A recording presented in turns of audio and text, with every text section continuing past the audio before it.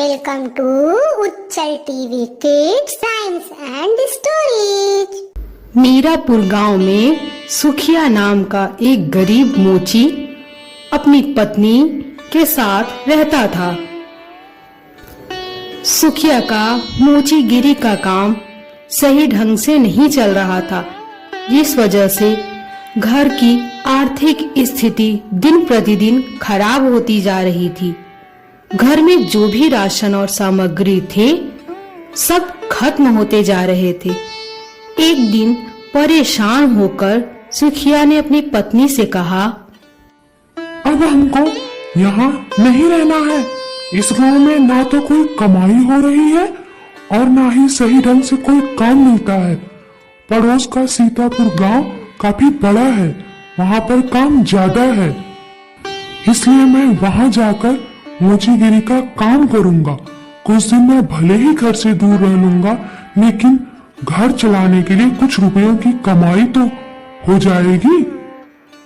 तो मुखिया की पत्नी ने कहा, सीतापुर गांव के लोगों के जूते चप्पल ज्यादा टूटे हैं क्या, जो वहां जाकर कुछ ज्यादा ही कमाई हो जाएगी?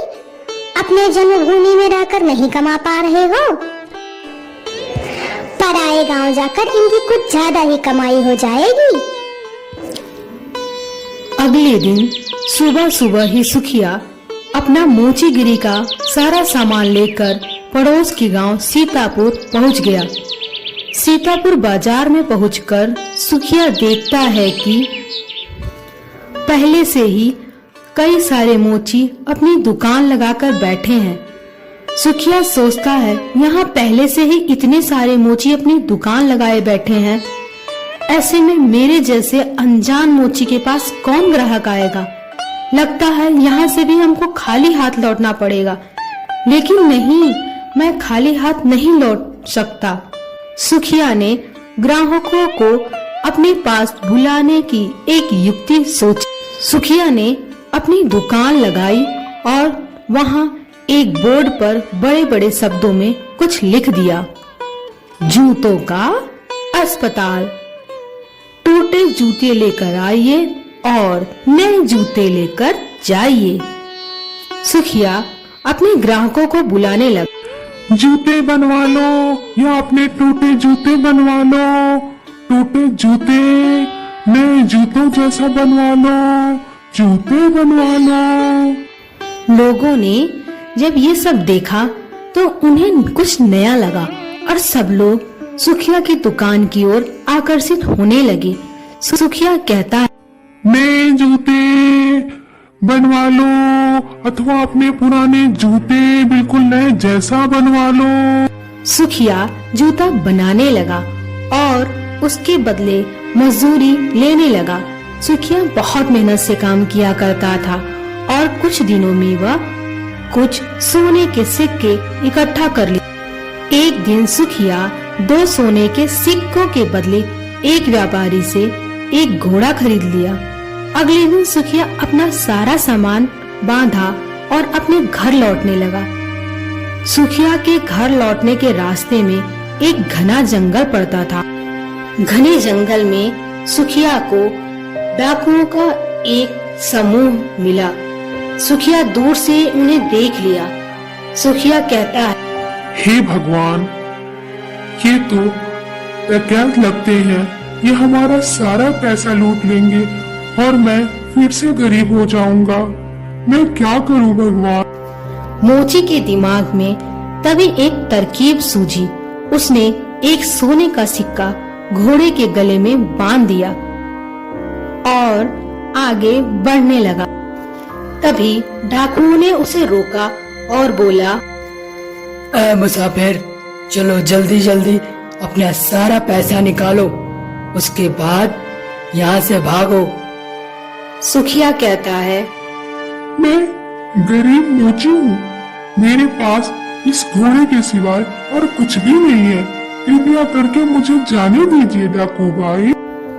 जैसे ही सुखिया ने ये सब बोला, तभी घोड़ा तेजी से रेंगा और घोड़े के गले से सोने का सिक्का जमीन पर गिर गया। तब डाकुओं का सरदार बोला, झूठे मोची, हमसे झूठ बोलने की तेरी हिम्मत कैसे हुई? अगर तेरे पास कुछ नहीं है तो ये सोने का सिक्का तुम्हारे पास कहाँ से आया? रुकिए, मैं सब सच बताता हूँ आपको। दरअसल ये घोड़ा सोना उत्पन्न करता है, इसी वजह से हमें सारे पैसे मिलते हैं। ठीक है, ये घोड़ा तुम्हें हमें देना होगा, तभी हम लोग तुम्हें यहाँ से जिंदा जाने देंगे। नहीं, बिल्कुल नहीं। अगर इसे मैं तुम्हें दे दूंगा तो मेरा घर कैसे चलेगा? मैं और मेरा परिवार भूखों मर जाएंगे। मैं नहीं दूंगा घोड़ा। हम तुम्हें इस घोड़े के बदले 100 सोने के सिक्के देंगे। ठीक है, अगर आप लोगों की यही मर्जी है तो ठीक है, मगर एक बात का ध्यान रखना कि बारी बारी से इस घोड़े को अपने साथ रखना, एक साथ रहकर मत रखना, नहीं तो सोने के सिक्कों के लिए तुम सब लड़ते ही रह जाओगे।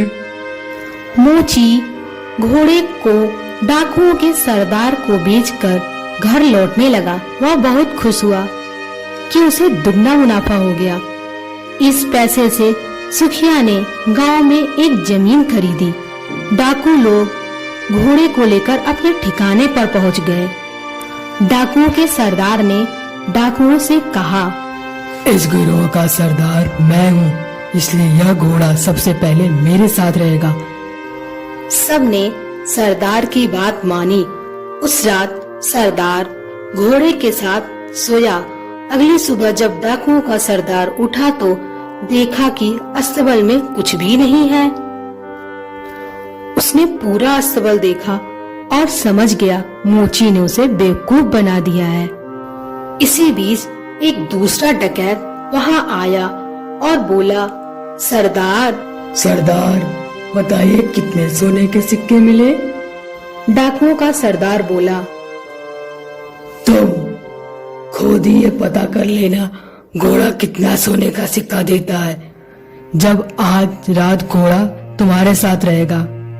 डाकुओं के सरदार ने किसी को कुछ नहीं बताया, क्योंकि डाकुओं का सरदार अपने आप को बेवकूफ किसी के समझ नहीं बताना चाह रहा था।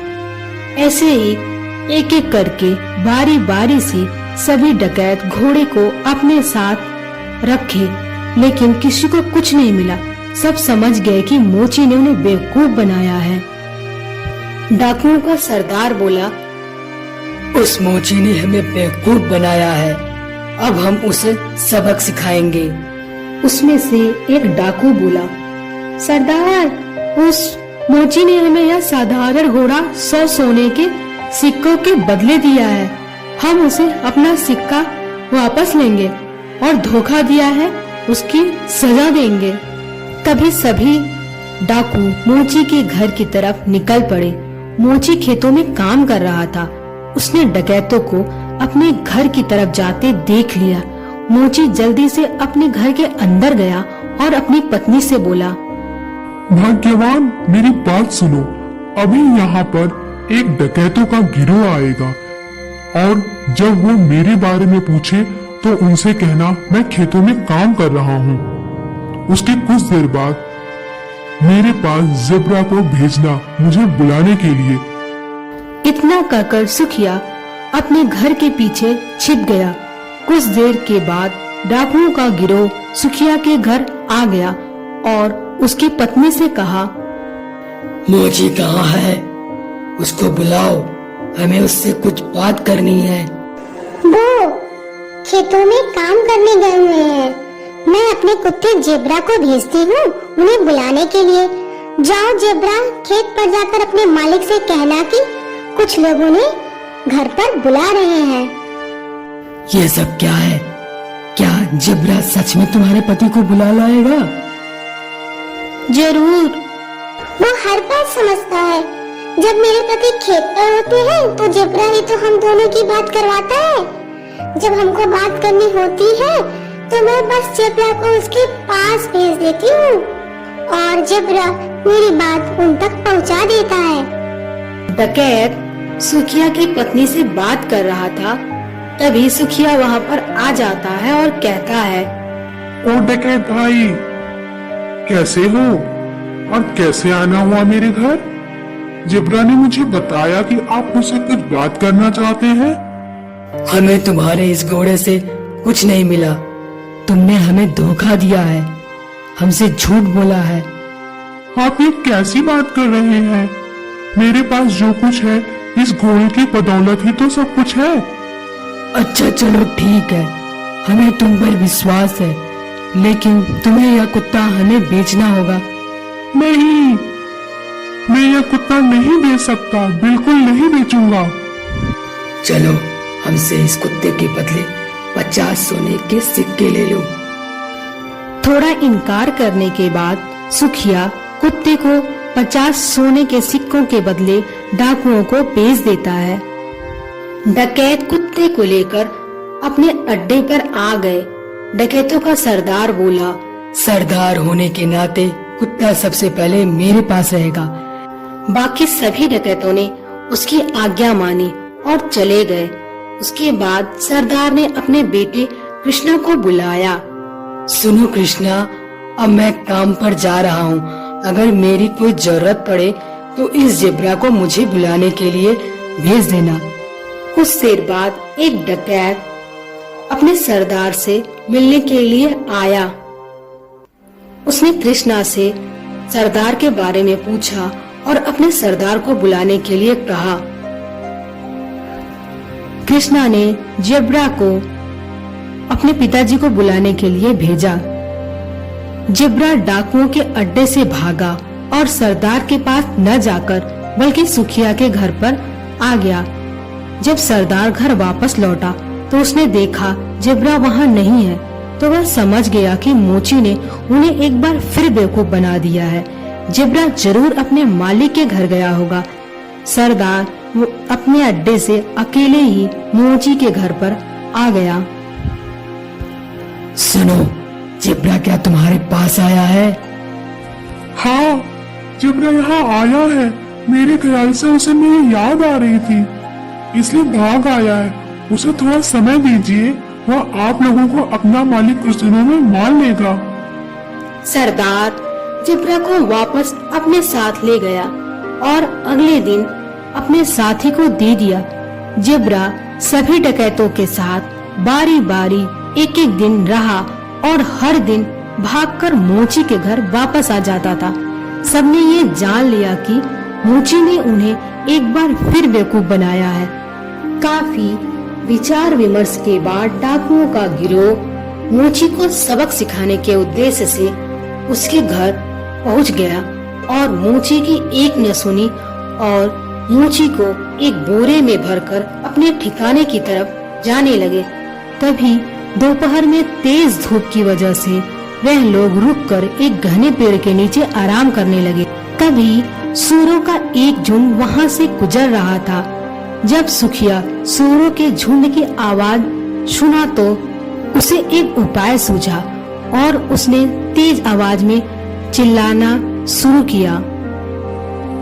मैं ऐसा नहीं करूँगा, मुझे छोड़ दो, मुझे जाने दो, मुझे छोड़ो, दया करो मुझ पर। सूरों के मालिक ने उसकी आवाज सुनी और उसके पास आकर बोला, रुको रुको, क्या नहीं करना?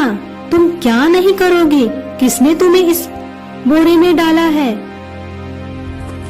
वो मेरी शादी जबरदस्ती जमींदार की बेटी से करवाना चाहते हैं, पर मैं शादी नहीं करना चाहता हूँ। क्यों भाई, क्या तुम पागल हो गए हो? अगर मैं तुम्हारी जगह होता तो जमींदार की बेटी से विवाह अवश्य कर लेता।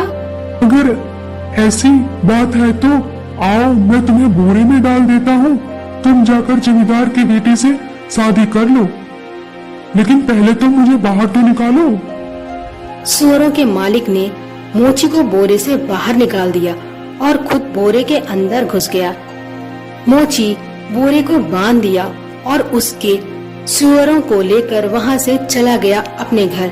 शाम के समय डकैत उठे, बोरे को लिया और अपने ठिकाने की तरफ जाने लगे। उन्हें रास्ते में एक दलदल मिला। क्यों न इस मोची को इस कीचड़ में फेंक दे। डकैतों ने बोरे को कीचड़ में फेंक दिया और लौटने लगे। तभी वापस आते हुए रास्ते में उन्हें मोची दिखाई दिया। वो हैरान रह गए, उन्हें समझ ही नहीं आ रहा था कि ये सब हो क्या रहा है। अरे तुम यहाँ कैसे पहुँचे? डकैत भाई, उस कीचड़ के नीचे एक जादू स्थान है, वहाँ बहुत सारा सोना था। उस सोने की रखवाली बहुत सारे सुअर किया करते थे। इन सुअरों की मदद से मैं वापस आ गया और बहुत सारा सोना भी अपने साथ ले आया हूँ और फिर से वहीं जा रहा हूँ।